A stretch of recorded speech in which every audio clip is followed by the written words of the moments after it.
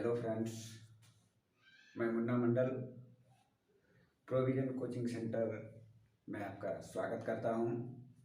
मैंने एक वीडियो सरस्वती पूजा के शुभ अवसर पर डाला और उसमें आप लोगों का ढेर सारा प्यार मुझे प्राप्त हुआ और इसी प्यार ने मुझे अगला वीडियो बनाने के लिए प्रोत्साहित किया। क्योंकि मेरे पास समय की कमी है और मैं ऑलरेडी जॉब में हूं और मेरा जॉब भी ऐसा है कि अनशेड्यूल है। कब मेरी ड्यूटी होगी, कब मेरा रेस्ट होगा, ये अनिश्चित है। जैसे पिछली रात मैं नाइट ड्यूटी किया और आज दिन भर सोया, जिसकी वजह से ये परेशानी होती है। लेकिन मन में मेरी ये इच्छा हमेशा बनी रहती है कि छात्रों को कुछ न कुछ बताऊं, क्योंकि शुरू से मेरी आदत रही है। क्योंकि आज से लगभग 20 साल से मैं कोचिंग चलाता था और उसका जो भी अनुभव मुझे प्राप्त हुआ, मुझे लगता है कि उसे बांटूं, ताकि उस अनुभव को छात्र समझें। क्योंकि वो अनुभव प्राप्त करने में उनको समय लगेगा। अगर वो अनुभव मैं उसे दे दूं तो वो कम समय में ही वो बहुत अच्छा कर सकते हैं। आज का थंबनेल जैसा कि आप देख रहे हैं, छात्रों के लिए उपयुक्त समय, इस पर मैं कुछ बातें बताना चाहता हूँ। पढ़ना चाहिए, छात्र ये भी समझते हैं। उनको ये नहीं पता होता कि कब पढ़ें, कैसे पढ़ें, कितने समय तक पढ़ें, किस तरीके से पढ़ें, ये सारी चीज़ें उन्हें पता नहीं होती हैं। लेकिन हम लोगों ने आज तक जो अनुभव प्राप्त किया, उस अनुभव के आधार पर बताना चाह रहे हैं कि आप कब पढ़ें। ऐसे तो जो समय होता है वो कोई ख़राब नहीं होता है, सब समय ठीक ही होता है। लेकिन फिर भी वेदों में, पुराणों में कहा गया है और साइंस भी उसको प्रमाणित करता है। समय को 24 घंटे को 8 पहर में बांटा गया है। 3-3 घंटे का एक पहर बताया गया है, जिसमें से एक जो है रात के 3 बजे से सुबह के 6 बजे में से, ये 3 बजे से 6 बजे का तक का जो समय होता है, ये बहुत ही महत्वपूर्ण समय होता है और इसे विज्ञान भी माना है और वेदों में जो उसकी चर्चा है। और इसे ब्रह्म मुहूर्त यानी ब्रह्म वेला कहा गया है। इस समय में अगर हम पढ़ाई करें तो जो भी चीज़ हम पढ़ते हैं वो अगर मन लगाकर पढ़ें तो एक बार में याद हो जाता है। और उसका वैज्ञानिक कारण ये है कि उस समय पूरा माहौल शांत मिलता है। आप भी सो के जब जगते हैं तो दिमाग आपका तरोताज़ा रहता है, आपका शरीर पूरा तरोताज़ा रहता है और आसपास का जो माहौल होता है बिल्कुल शांत होता है।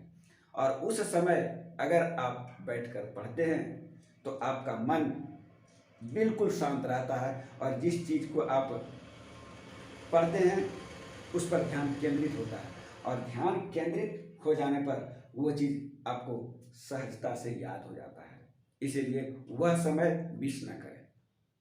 और वेद पुराणों में तो इसकी व्याख्या है, क्योंकि साधु महात्मा सुबह सुबह ध्यान करते हैं। ध्यान करने का रीज़न ये है कि उस समय का जो माहौल होता है बिल्कुल शांत होता है और वो अपना जो ध्यान साधना करते हैं उसमें वो प्रगति करते हैं। इसलिए छात्रों को हमेशा इसका ध्यान रखना चाहिए। लेकिन फिर ये कहते हैं कि छात्र सोएंगे कैसे, कब सोएंगे? तो देखिए, आप एक कहावत सुने हैं, प्रोवर्ब्स है, early to bed and early to rise makes a man healthy wealthy and wise. इसका क्या अर्थ हुआ? रात को जल्दी सोना, सुबह जल्दी उठना आदमी को धनवान और बलवान, बुद्धिमान बनाता है। अगर सोने का भी एक समय है, एक स्टूडेंट्स को 6 से 8 घंटे तक सोना चाहिए, उससे ज़्यादा नहीं सोना चाहिए और उससे कम भी नहीं सोना चाहिए। अगर उससे कम अगर सोएंगे तो फिर प्रॉब्लम होगी। 6 घंटा कम से कम और अधिक से अधिक 8 घंटे के स्टूडेंट्स को सोना चाहिए। तो आप उस सोने के टाइम को चेंज कर दें। आप जल्दी 9 बजे तक लास्टली सो जाएं, 9 बजे तक निश्चित रूप से सो जाएं और उसके बाद अगर 8 घंटे भी आप सोते हैं 8 घंटा तो ऐसे मैक्सिमम स्टूडेंट्स जो प्रिपेयर कर रहे हैं किसी एग्ज़ाम की पढ़ाई अच्छा करना चाहते हैं, उसको 6 घंटा सोना है। मतलब 9 में अगर 6 जोड़ दिया जाए, रात के 9 बजे से 6 बजे जोड़ दिया जाए तो 3 बजे का वो समय होता है जब आप जग सकते हैं। और उस समय में आप 3 घंटा अगर 3 से 6 के बीच पढ़ाई कर लेते हैं तो मेरा अनुभव ये कहता है कि आप किसी भी गोल को, किसी भी एम को बहुत ही आसानी से और बहुत कम समय में प्राप्त कर सकते हैं। मैं एक अनुभव आपको बता रहा हूँ कि आज शहरों में बड़े बड़े कोचिंग खुले हुए हैं, लॉजों में छात्र रहते हैं वहाँ, और आज वो मजबूरी थी उस समय कि हमारे छोटे छोटे गांव शहर में वैसी सुविधाएं उपलब्ध नहीं थी। बच्चे वहाँ जाते थे, पढ़ते थे, और वहाँ का माहौल ही ऐसा होता था कि आप चाह के भी 9 बजे तक नहीं सो सकते थे, क्योंकि वहाँ 12-1 बजे रात तक तो गाड़ियाँ चलती रहती है। आप लॉज में जहाँ रहते हैं उसके अगल बगल में गाड़ियाँ चलती रहती है, शोर शराबा होते रहते हैं, आप चाह कर भी नहीं सो सकते हैं। तो वहाँ आपको मजबूरन ये आदत बदलना पड़ता है, और यही आदत धीरे धीरे जब बदल जाता है तो वो फिर कहीं भी आप जाते हैं तो वो आदत आपके ऊपर हावी हो जाता है।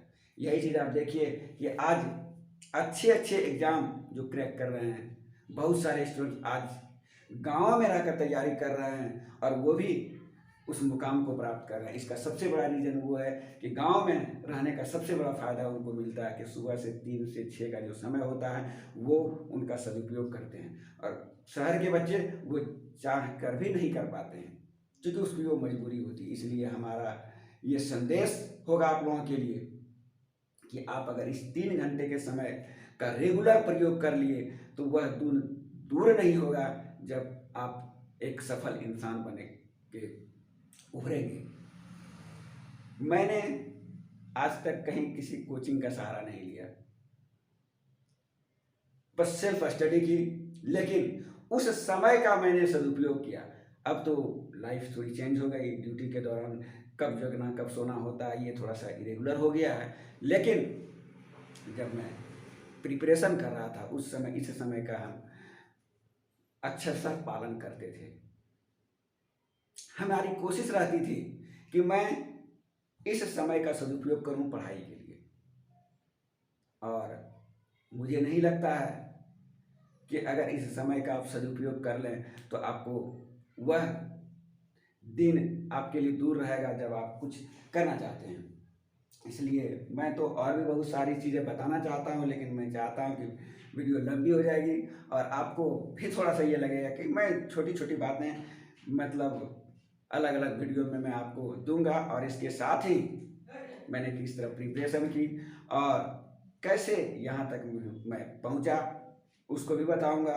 मैथ्स के भी क्लास दूंगा, रीजनिंग के भी क्लास दूंगा, और जीके जीएस का भी कुछ क्लास दूंगा जो आपके लिए बेनिफिशियल होगा। मैं बीच बीच में डालता रहूँगा, और ये रेगुलर मैं क्लास अभी नहीं दे पाऊँगा क्योंकि मेरी कुछ मजबूरियाँ हैं जो कि मैं पहले ही बता चुका हूँ। इसलिए मैं कोशिश करूँगा जब भी मुझे समय मिलेगा मैं वीडियो डालूँगा और आप लोगों के हित की बात करूँगा। इसलिए आप इसको गौर से ध्यान दें और इस पर अमल करें तो आप कुछ कर सकते हैं। आज के वीडियो में मैं बस इतना ही। Thank you.